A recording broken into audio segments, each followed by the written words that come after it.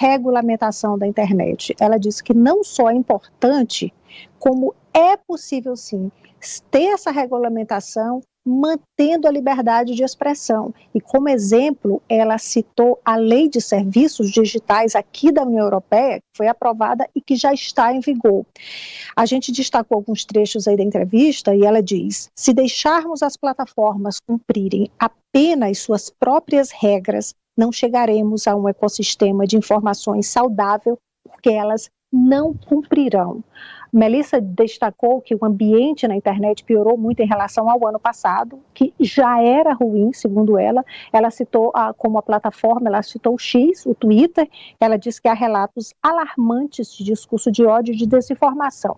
A Melissa vai ao Brasil na próxima semana, vai participar de um evento paralelo do G20, ela vai representando a ONU, é um evento que vai discutir justamente desinformação e crime de ódios e discurso de ódio na internet. Sobre o Brasil, ela elogiou, disse: sei que o governo está tentando encontrar uma maneira de proteger as pessoas e o ambiente online. Vocês têm veículos de imprensa muito fortes, mas as redes sociais nos últimos anos se tornaram dominantes como fonte de notícias para as pessoas. E isso tem levado as pessoas a caminhos enganosos e perigosos. Ela também citou na entrevista que a ONU está preparando lançar diretrizes justamente sobre essa integridade, sobre essa forma de desenvolver a comunicação na internet. Ela espera que as empresas cumpram. Lembra que não tem um papel vinculante, não tem poder vinculante, mas ela ressaltou que a ONU tem autoridade moral global. Amadeu. E acho que fica assim o resumo. Não precisamos inventar. As leis de adequação já foram feitas e estão funcionando bem na União Europeia, professor Vila. Justamente, é verdade, você tem toda a razão. O que mostra que aquelas afirmações iniciais dos fanáticos do Musk aqui no Brasil, né, eram absolutamente equivocadas. E nós mesmos aqui nos jornais, todos nós destacamos os episódios da Austrália, de vários países da União Europeia, né, questão da China e da Índia com suas peculiaridades, esses dois últimos. Em suma, é uma tarefa. Hoje a democracia tem muitos inimigos. Eu estou acompanhando essa reunião de extrema-direita na Hungria, que é inacreditável.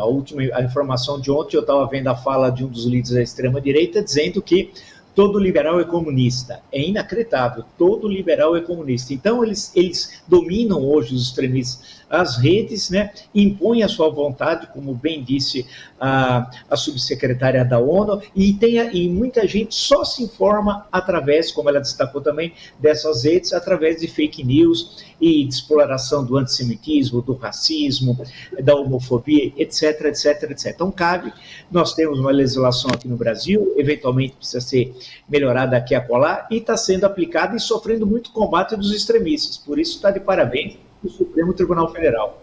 Ô Guga, e aquela história, quer dizer, das bolhas, né? É o que ela quis dizer aí, né? Que as bolhas, onde as pessoas passaram a se informar nas bolhas e aí vem a fake news, a desinformação.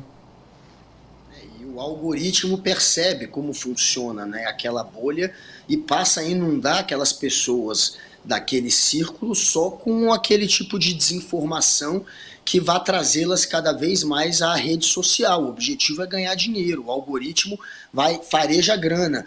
E o jeito mais fácil de conseguir dinheiro é viciando as pessoas nesse tipo de desinformação, criando essas bolhas. Então o algoritmo, ele atua em favor do sensacionalismo, do medo, da desinformação, porque isso dá dinheiro, não é nem uma questão política, é uma questão da grana. E aí é claro que esses algoritmos acabam privilegiando esse tipo de bolha que mente, que faz discurso de ódio. É por isso que eles não querem regulamentar nada, e é por isso que é tão importante regulamentar. E só acredita, o Bolsonaro falou que o Musk comprou o Twitter para lutar pela liberdade, só desde que você não seja boliviano, né? Senão ele não luta tanto assim pela liberdade. Só acredita nisso quem faz parte da bolha, e é por isso que a gente precisa regulamentar essa jossa toda aí.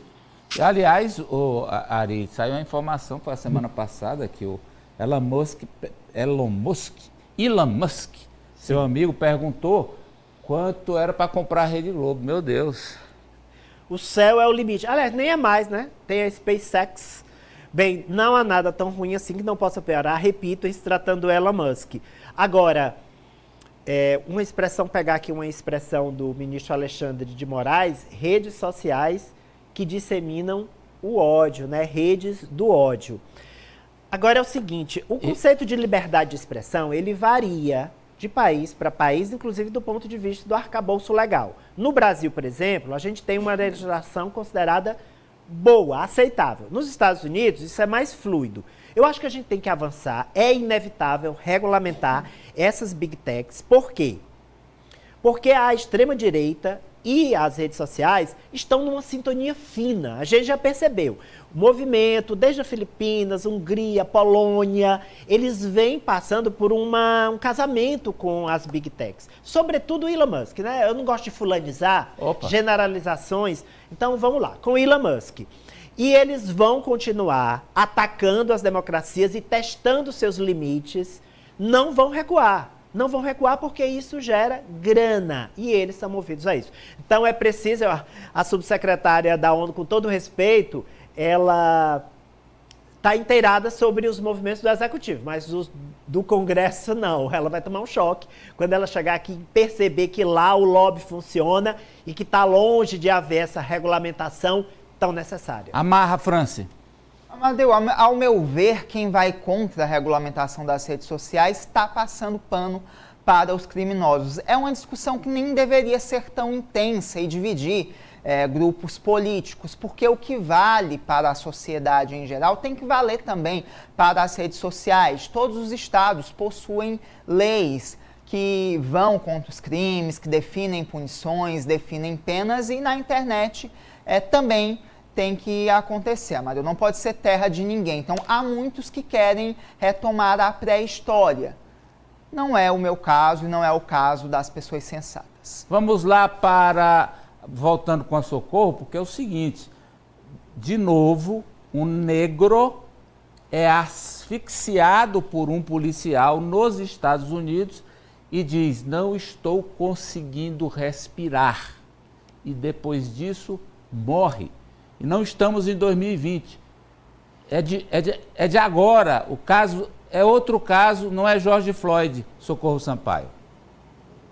Amadeu, é mais um homem negro que morre nas mãos de policiais americanos. Esse caso aconteceu aconteceu no dia 18 de abril, mas as imagens que foram feitas pelas câmeras no corpo dos policiais, elas só foram divulgadas ontem. E a gente vê aí o Frank Tyson, de 53 anos, ele sendo abordado pelos policiais, em seguida ele vai ser algemado, ele é colocado no chão e o policial pressiona o joelho nas costas do Frank, e durante vários segundos, chega perto de 1 minuto, e ele várias vezes grita, quer dizer, nem grita que ele não consegue, mas ele diz, eu não consigo respirar, igual o George Floyd em 2020, eu não consigo respirar.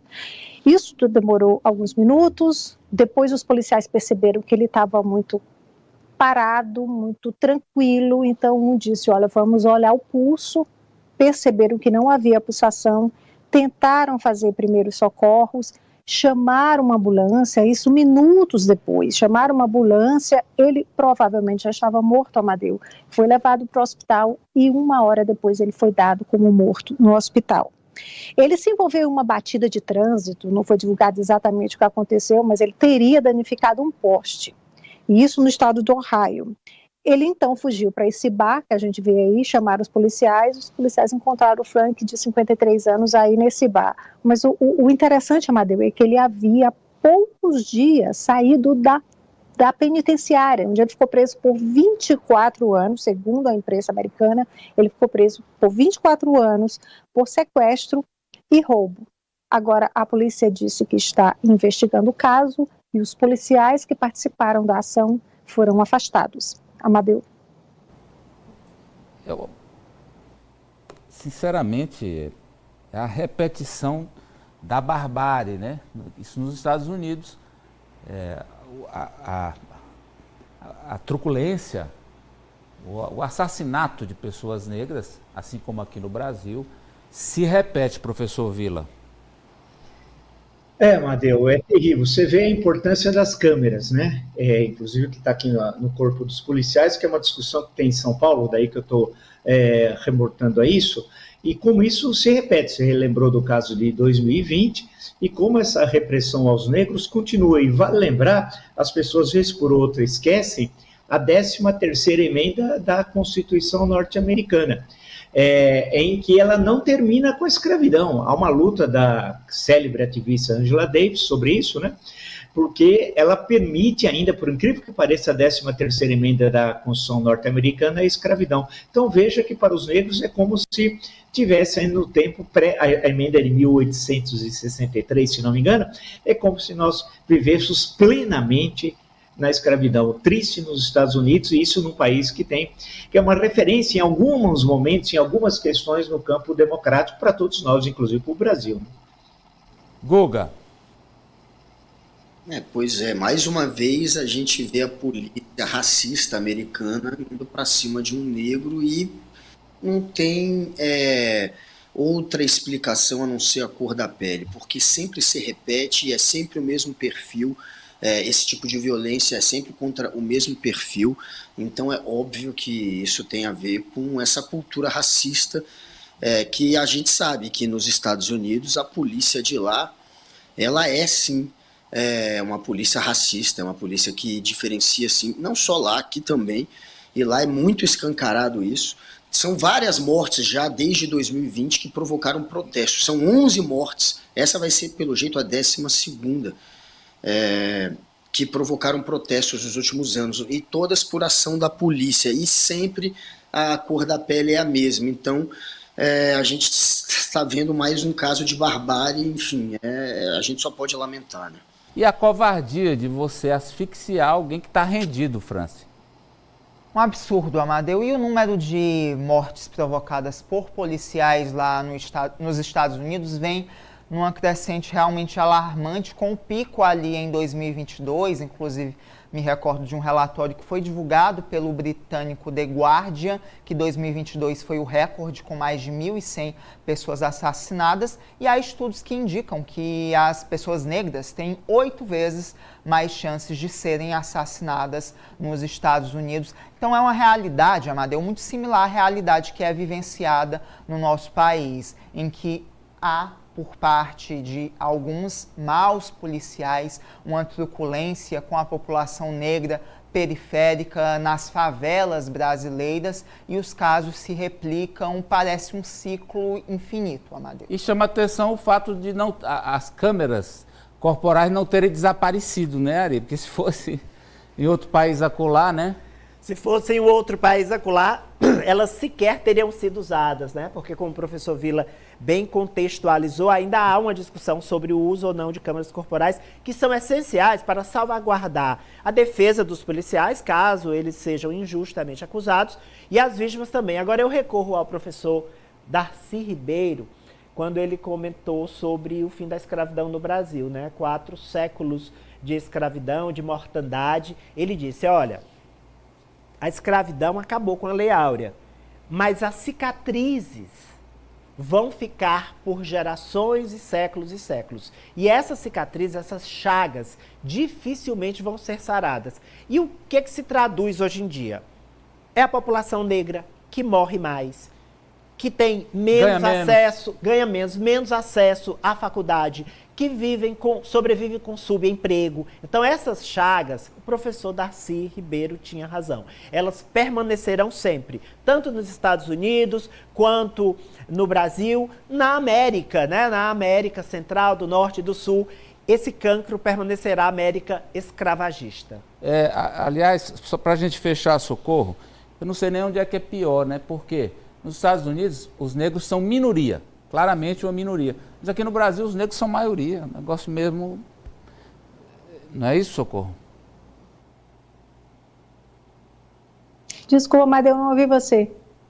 Não, eu estou falando que nos Estados Unidos, os negros... Está me ouvindo agora? Sim. Que nos Estados Unidos, os negros são minoria.